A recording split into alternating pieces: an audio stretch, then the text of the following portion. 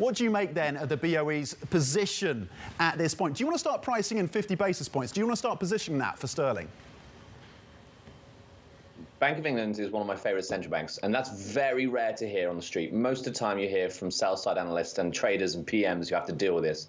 The flip-flopping of their communication irritates them.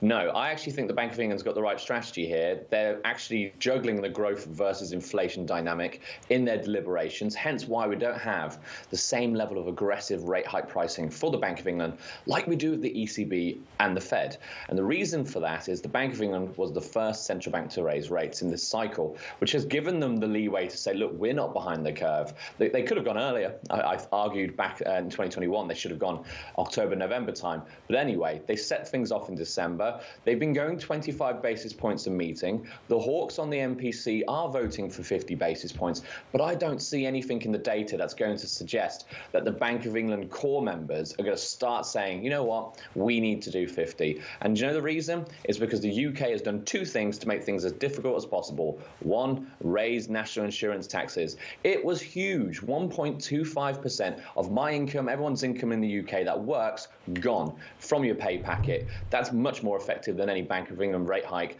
And the second thing is the cost of living.